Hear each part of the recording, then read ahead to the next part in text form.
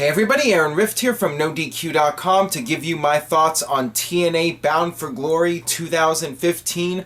Overall, I thought it was a really fun show. It was not a bad show at all. I enjoyed the matches. I thought that they were all really good in the sense that everyone worked really hard. I don't know what's going to happen with TNA, what their future is, if there is a future in 2016, but everyone on this card from start to finish went all out. They did not hold anything back, and I would definitely give this show a thumbs up. There were some issues, there were some technical problems, and I did not feel that the announcing was really up to par. It wasn't terrible, but I felt it could have been better. And there were a few wacky things during the show, and I'll get to that here. Let's start off with the X Division match, and before I get to that real quick, I also want to mention the crowd. It looked maybe to be around 1,000 people there, I want to say. Maybe that's being generous. I don't know. The lights were turned way down, but I did see a few pictures, and it looked like it was a decent-sized crowd. But the thing is, too, people were getting free tickets for this show. They were getting vouchers that they could exchange for tickets. So who knows how many people actually paid to be in the crowd for this show, and who knows how many people actually watched the pay-per-view. What's really scary is I was doing the live tweets at NoDQ.com's Twitter page, and I was getting very little feedback from people about the show. And usually for WWE events, I get tons of feedback from people, and I even looked at the Bound for Glory trend on Twitter, and it didn't seem like a lot of people were tweeting about it. Maybe a dozen people, maybe 15 people, but there weren't a lot of tweets about the show, and not a lot of feedback that I got on Twitter from people regarding the show. So, I don't know if a lot of people are watching or not, but that's why I'm watching it and giving you guys the review here. So let's start off with the X Division match, a Fatal 4-Way Ultimate X match.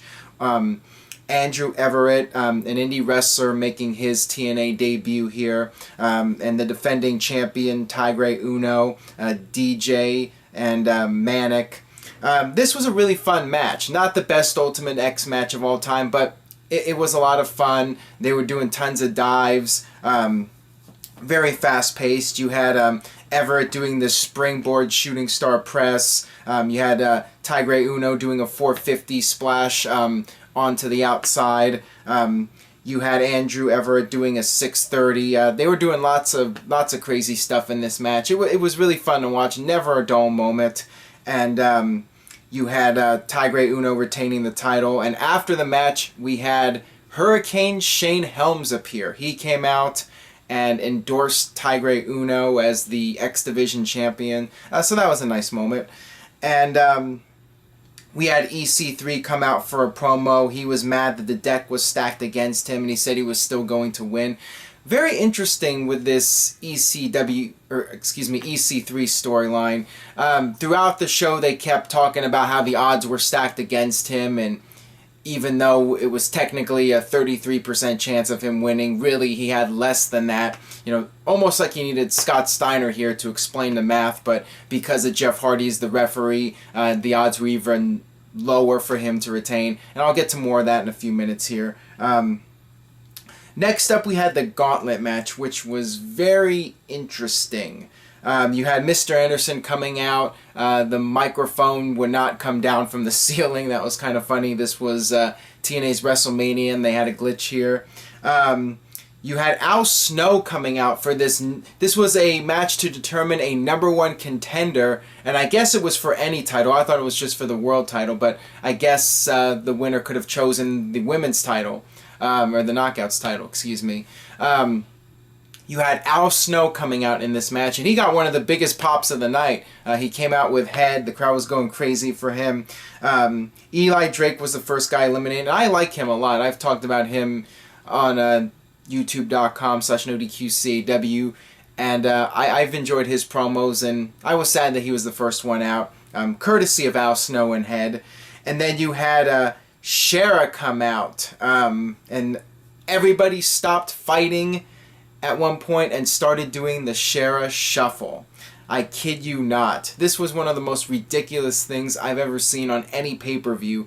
And I know some people out there were trying to defend it, but it's one thing when Rikishi and Too Cool stop mid-match to do dancing, and then Rikishi throws out his two buddies. This was 6 or 7 serious characters going for potentially the world title, just stopping out of nowhere to dance. You even had Mr. Anderson do it. It was just really dumb. You had Tommy Dreamer coming out as a surprise, and he had polka dots on his tights as a tribute to Dusty Rhodes. And then Pope came out as an entrant. And by the way, speaking of Pope, you know, he was teasing on Twitter and social media sites that there was going to be a third guy at the broadcast booth. Turns out it was just his action figure, so it was a joke. Wasn't even a real tease for anything, so just wanted to mention that. Pope came in, and you had Tyrus and Abyss waiting for him, so he decided, to hell with it, I'm not going to try to go for the world title potentially, so he just eliminated himself right away, and that was the end of that. Really dumb. And then you had Abyss and Tyrus going at it. Tyrus ended up eliminating Abyss and ended up winning the match. So Tyrus won the match and is now the #1 contender, but for which title? You had EC3 come out and want to team up with Tyrus to go for the tag titles, but Tyrus said no, he's not going for the tag titles, he's not going for the Knockouts title, he is going for the world title, and of course EC3 pissed off. Then we had the tag team title match. Brian Myers and Trevor Lee, the GFW guys that were part of the Invasion, against the Wolves, challenging the Wolves for the titles. This was a fine match, not the best tag team match ever, but it was very solid. The Wolves retained, and you know, it was a lot of fun. Good match.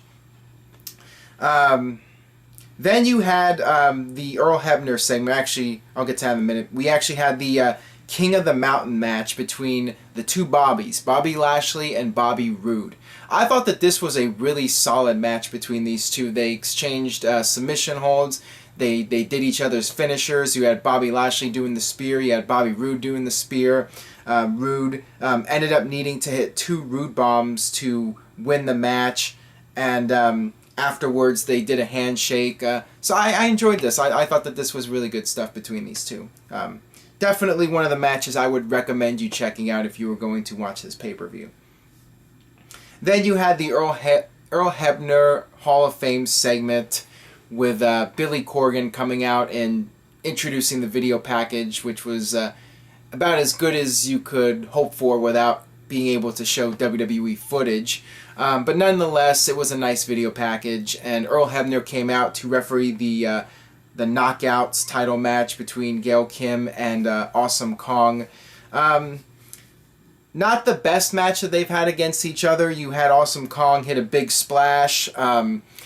When Gail Kim kicked out of it, she went outside to grab a steel chair. Gail Kim's husband, Robert Irvine, was on the outside, and he grabbed the chair from Awesome Kong. This caused the referee to get distracted because of Robert Irvine getting involved.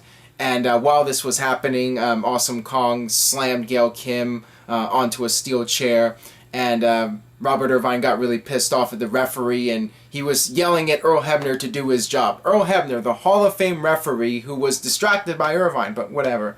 Then you had Gail Kim continuing to get beat up by Awesome Kong, and then finally she just rolled up Awesome Kong in a small package and retained the title, and that was the end of that. Then you had Eric Young versus the returning Kurt Angle. And I really enjoyed this match. I thought that this was the best match on the show. Kurt Angle, despite everything he's been through, is still Kurt Angle. He went out there and put on a great performance, and so did Eric Young. Eric Young was tremendous as a heel here. And the storyline for this match was that Kurt Angle was not at 100%, and he's still hurt. And Eric Young got on the mic and said he was going to hurt Kurt Angle. And he knew Kurt Angle was hurt. He didn't want to end his career, but he was going to have to. Kurt Angle ended up fighting him. And early on in the match, you had Eric Young hit the pile driver on Kurt Angle. Big pile driver. And Angle sold it like his neck was broken. He was on the outside of the ring. The referees came out. You had the doctor come out, and the doctor wanted to call off the match. And they started carrying Kurt Angle to the back. And EY was having none of this, as the evil heel that he was. He attacked the doctor, he attacked the referees, he brought Kurt Angle back, and you know, the storyline here was that Kurt Angle was in no condition to continue. EY hit Kurt Angle with a chair, had him on the outside. He was going to power drive him on the concrete floor, but Kurt Angle reversed it, did the suplex. Angle got back in the ring. Actually, there was one funny moment I wanted to mention. There was a fan at ringside with a Punisher costume, complete with a shield, and the fans were yelling out, "Use the shield." I thought that was pretty funny. Too bad they didn't. That would have been a great moment.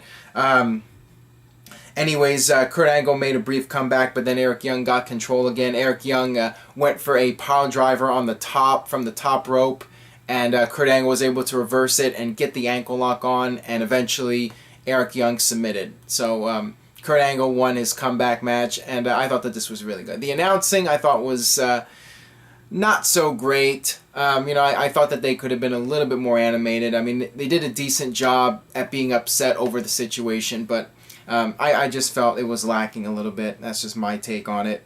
And then you had the main event, the triple threat match. EC3 defending against Matt Hardy and Drew Galloway, with Jeff Hardy as the special guest referee, complete with referee face paint.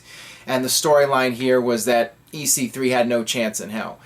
You had Josh Matthews on commentary talking about how the odds were even less than 33% because you had Jeff Hardy as the referee, and Tyrus, who was out there with EC3, got kicked out by Jeff Hardy. So, you know, with Scott Steiner doing the math, it was maybe like take that 33% chance and minus it 10% and then another 10% and maybe had like a 15% chance. I don't even know. I'm not good at math, so I don't know. But anyways, I thought for sure with the way that they were playing this up, they kept talking about how EC3 had no chance. Something made me think EC3 was going to retain the title. I mean, this is typically how WWE does it. When the announcers tease something happening, usually the opposite happens. But then again, you had Matt Hardy's family at ringside. They did the interview with Matt Hardy backstage where he had mentioned that his father was there, his wife was there, his kid was there. And when Matt Hardy did that promo, I thought that he was winning. So didn't think Drew was going to win at this point. Figured either Matt was going to win in his hometown or EC3 was going to somehow overcome the odds, which is weird because he's a heel and usually it's the babyface that overcomes the odds. But anyways, this was another good match. I thought it was well done. Very well worked for a triple threat match. They did a lot of three-way spots together. I thought it looked good for the most part.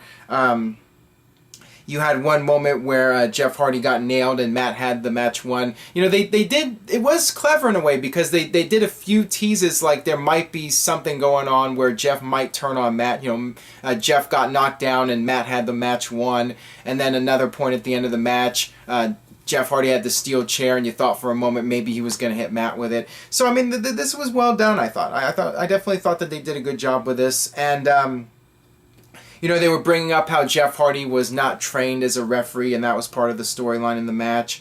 You had EC3 arguing with Jeff Hardy throughout the match. You had one moment where EC3 did a suplex. He suplexed Matt Hardy through a table, which Drew Galloway was laying on. And, you know, stuff like that. They did some cool three-way spots. And they kept exchanging chops back and forth. And then towards the end, you had EC3 do the double 1%er on both Drew Galloway and Matt Hardy. He tried pinning both guys, but both kicked out. And at this point, EC3 had enough. He figured he wasn't going to win the match, and the odds were just too much against him. So he tried to get himself disqualified. He grabbed the steel chair. He hit a low blow right in front of Jeff Hardy, but Jeff Hardy was not going to call for a DQ. And Jeff Hardy grabbed the steel chair from EC3 and at this point acted like he might hit Matt with it, and EC3 was even yelling at him to do it, but Jeff decided to hit EC3 with a chair. He hit the Twist of Fate on EC3, and at the same time, or right after that, Matt Hardy hit the Twist of Fate on Drew Galloway and won the TNA title. So Matt Hardy is your new TNA World Champion. And you had the big celebration. You had Matt's wife and kid come into the ring. You had Matt and Jeff's dad come into the ring. Big celebration in North Carolina. And backstage, EC3 was screaming at Dixie Carter. and that was the end of the pay-per-view. So yeah, I thought from start to finish it was a really fun show. I enjoyed it. It's just a shame that TNA is in the state they're in, but I do give credit to all the talent for working really hard on this show and doing their best to make it good and give the fans their money's worth, for the fans that did pay for it, whether it was on pay-per-view or at the arena. So thumbs up to the performers. I enjoyed the show. Who knows what's going to happen with TNA in the future, but Matt Hardy is your new world champion, and if this is the last TNA pay-per-view, it ended on a high note, and it was a nice feel-good moment at the end. So thumbs up from me. Let me know what you thought about the pay-per-view. Leave a comment at the YouTube channel, youtube.com/NoDQCAW. Stay tuned to NoDQ.com for all the latest news and rumors regarding TNA and what's going on with them into the future. And of course, the latest regarding WWE and Hell in a Cell coming up. Stay tuned for all that. Thank you guys very much for watching.